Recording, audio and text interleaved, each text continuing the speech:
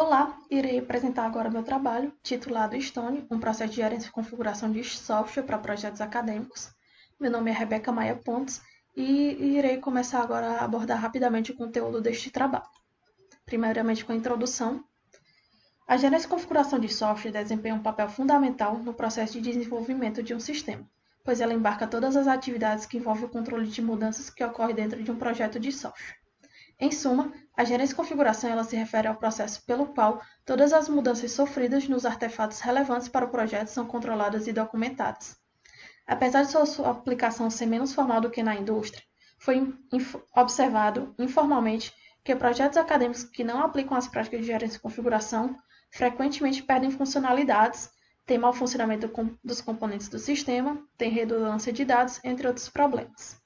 A partir de trabalhos pesquisados na literatura, foi observado que não há um trabalho que unifique as principais atividades de gerência de configuração, a fim de aumentar sua aderência pelos alunos durante seu período na universidade.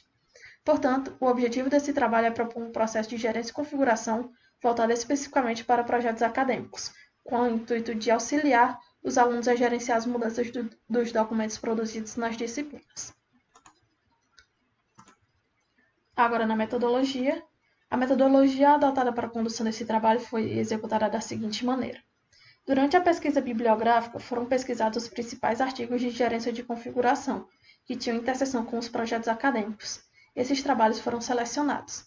Em seguida, foi realizado um fichamento dos artigos selecionados, destacando os pontos fortes e fracos de cada um, a fim de perceber o que poderia ser aproveitado para o processo.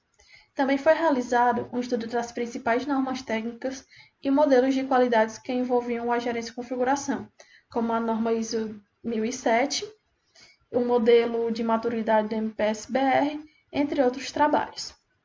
A partir dos dados reunidos das atividades anteriores, foi definida a primeira versão do processo Stone.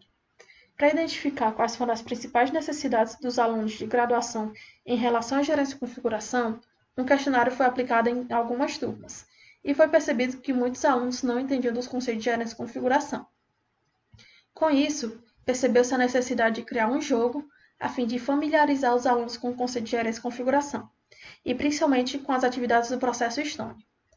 Para avaliar o Stone, um estudo empírico foi conduzido, e por fim a versão mais recente do Stone foi definida.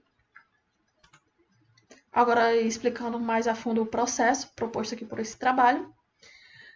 O processo ele é definido é executado pelos seguintes papéis. O estudante ele pode assumir vários papéis, como o de líder de projeto, analista de requisitos, designer, ou mais conhecido como o arquiteto de software, o programador, testador, gerente de releases, solicitante. Este papel aqui ele pode ser assumido tanto pelo estudante quanto pelo professor, que é ele que vai dar início ao processo de controle de mudanças de um artefato. E o professor ele pode assumir o papel de cliente ou solicitante. O Stone é dividido em 4 fases e a primeira delas é a fase de planejamento. Antes da solicitação de mudança ser feita, é preciso que todas essas atividades já tenham sido conduzidas. Primeiro, com a parte de identificar a configuração, que terá como entrada todos os artefatos do projeto que devem ser mantidos sob o controle de mudanças durante esse processo. Em seguida, será feito a parte do preparamento do ambiente de configuração, onde serão escolhidas as principais ferramentas para o apoio das atividades do processo Stone, como o repositório escolhido, ou a ferramenta para planejamento das atividades, entre outros.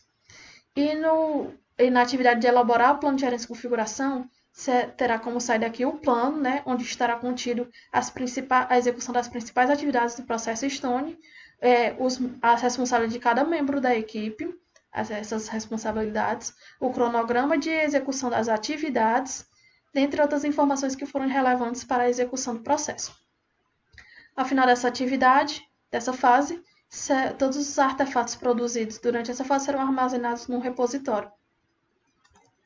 Na fase de controle de mudanças, ela será iniciada quando for ser feita uma solicitação de mudança, e quando a mudança ela for solicitada, terá como saída um formulário de solicitação de mudança que conterá as principais informações de onde, como por exemplo, quem solicitou aquela mudança, quando e qual artefato deverá ser alterado, que ele solicitou. Em seguida será feita a análise do impacto, que terá como entrada o plano de gerência de configuração aqui, será verificado se essa mudança solicitada aqui será executada ou não. Se for decidido que essa mudança será executada, a mudança ela será implementada com uma nova, que terá como saída aqui o item de configuração alterado e um relatório de mudanças, onde estará descrito o que foi alterado aqui dentro deste item de configuração. E, por fim, os artefatos dessa fase elas serão armazenados no repositório. Se for decidido aqui que a mudança ela não será realizada, o processo ele é finalizado aqui. Na fase de controle de versão, que é assim que a mudança ela será implementada, essa fase aqui ela é iniciada, a versão do item de configuração ela será alterada. Isso aqui pode ser feito via um sistema de controle de versão, vai depender muito da natureza do item de configuração. Se a equipe de projeto for decidir que esse item de configuração deverá ser validado, será gerado um relatório de anomalias, onde estará descrito quais foram os erros detectados nesse item de configuração ou não. Se for detectado que tem algum erro no item de configuração, esse item aqui ele voltará para a fase de controle de mudanças. Se não, os itens de configuração serão armazenados no repositório e ficará aguardando até a solicitação de entrega pelo professor, que é realizada aqui na fase de gerenciamento de release.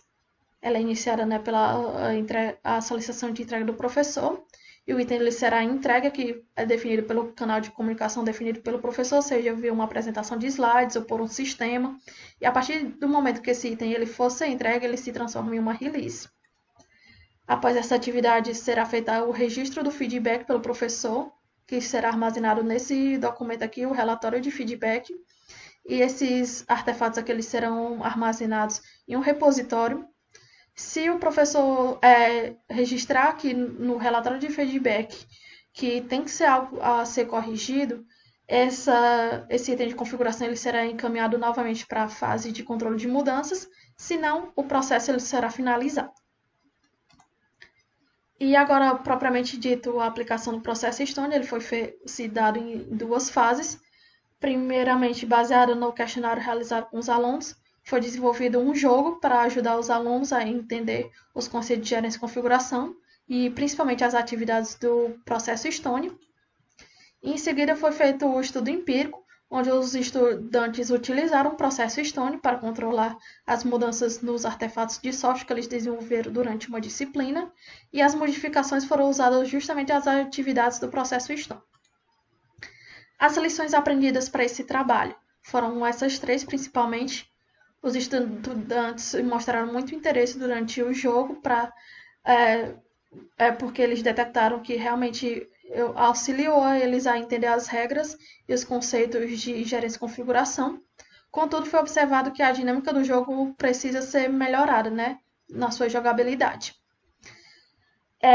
Na lição aprendida 2, o fornecimento dos templates de gerência e configuração e os exemplos facilitaram muito a execução das atividades do processo. Contudo, esses templates eles precisam ser refinados para atender melhor as necessidades aqui dos alunos. Muitos ficaram confusos, às vezes, com os templates. E a lição número 3, a lição aprendida no número 3 é que a definição dos papéis e a sugestão de ferramentas foram muito importantes para o uso do processo. A maioria dos estudantes eles não conheciam essas ferramentas de gerência e configuração, principalmente aqueles que suportavam o planejamento das atividades. E as considerações finais para esse trabalho é que os resultados iniciais foram satisfatórios em relação ao uso do jogo, as atividades do processo também, os templates e os recursos fornecidos também foram satisfatórios. Contudo, os estudantes sugeriram algumas melhorias, tanto para o processo quanto para o jogo. E como trabalhos futuros, nós pretendemos aplicar o processo em outras turmas de graduação e, baseado nas lições aprendidas, nós pretendemos refinar o processo e melhorar a dinâmica do jogo, para que possa facilitar a aplicação do processo Stone. E é isso. Muito obrigada.